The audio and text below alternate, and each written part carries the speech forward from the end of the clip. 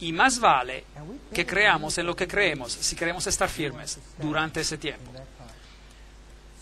¿Será que hubo tal persecución? ¿Será que alguna vez existió Diocleciano? Bueno, los llevaré de regreso a esa ciudad de Las Palmas, Palmira, con esta gran calle de columnas romanas, como la vimos en la conferencia anterior. Y aquí están los pilares del templo de Bel en el fondo y estos grandiosos arcos. Y mientras uno recorre esa ciudad, uno llega a este letrero que dice Campamento de Diocleciano.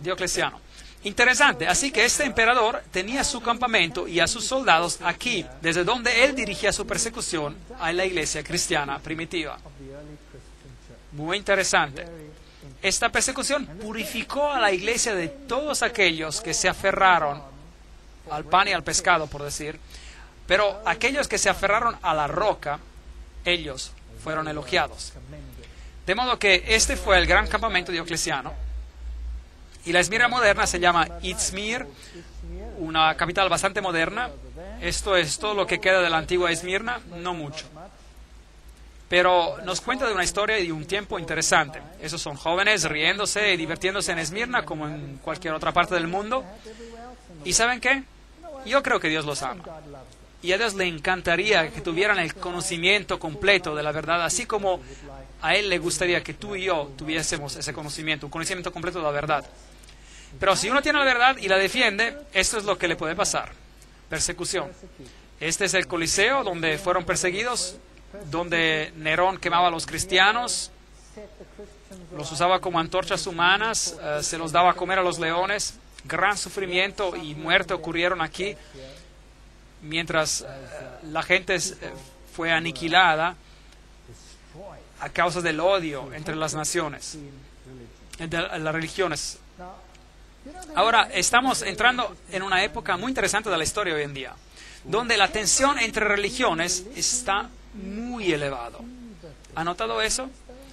Y quizás la solución al problema, que parece tan lógica, es de no ser tan fanáticos. Es que es tan doloroso ser fanáticos. ¿Por qué no llegar a un acuerdo para que todos llevemos bien? Comprometer un poco solo. Es verdad. No tendría ningún problema con cientos de religiones en el mundo. Pero tan pronto que como se incorpora a la persecución y nos lleva a destruir a todo aquel que crea algo diferente a lo que uno cree, ahí empieza el problema. Pero, ¿qué pasa si finalmente nos unimos y pretendemos que servimos al mismo Dios? Entonces tendremos paz, paz definitiva. ¿Será que sí? ¿Es que la paz se encuentra en llegar a un acuerdo? ¿Sí o no? Bueno, ese es un problema. La iglesia primitiva descubrió eso. Y entonces llegó la persecución y fueron purgados, depurados. Cuando Satanás no pudo destruir a la iglesia con la persecución, porque cuando él quemaba a un cristiano, 10 tomaban su lugar porque veían la fe de estas personas,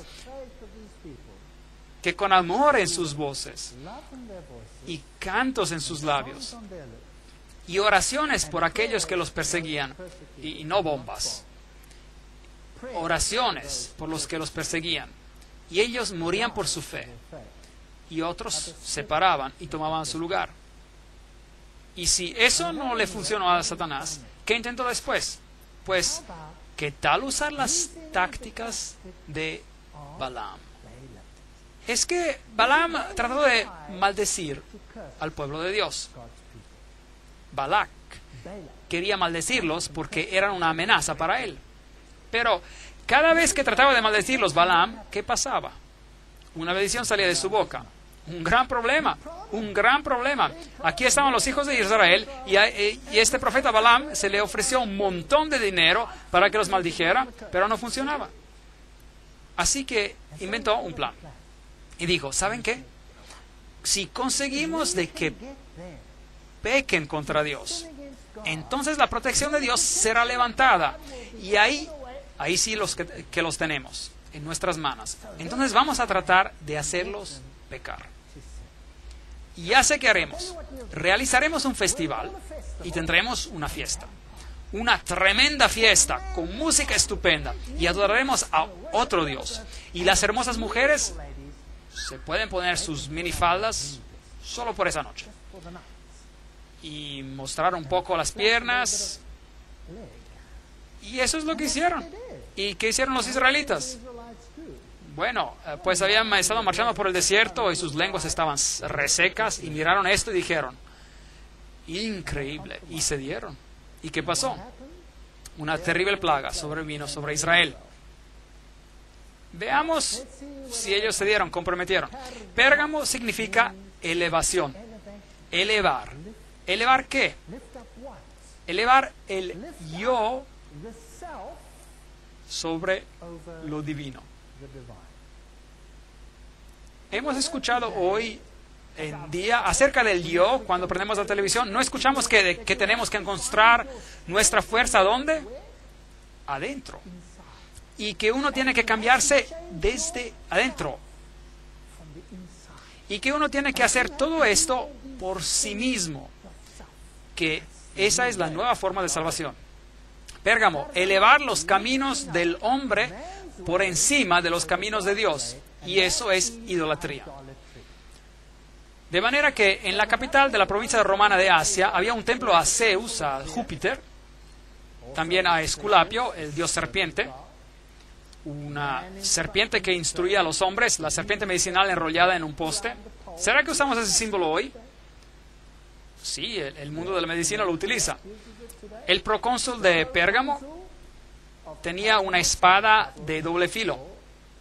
Y es interesante que esta ciudad era el bastión del clero, del sacerdocio babilonio. Es que cuando Babilonia fue conquistada por Medo-Persia, ellos tomaron control de la religión babilónica, pero los sacerdotes se rebelaron contra Medo-Persia. Y entonces el clero fue expulsado de Babilonia y se establecieron aquí, en esa ciudad. Así que aquí estaba el clero babilonio oficial con sus raíces antiguas. Interesante. Tomaron la piedra de paladio, las vestiduras, que de hecho eran las vestiduras de Dagón. Tenían un manto de pez y tenían una mitra relacionada al pez con forma de boca abierta en sus cabezas. Muy interesante, porque ellos representaban a Dagón, el dios de los peces.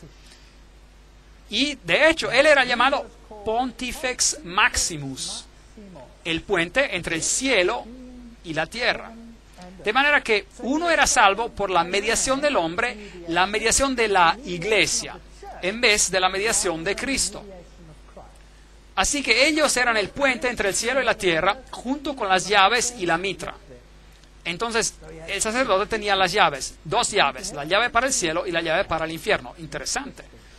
Y ellos eran llamados los reyes pontífices de Pérgamo. Y el último fue Átalo, el tercero, antes de que esta región se convirtiera al cristianismo.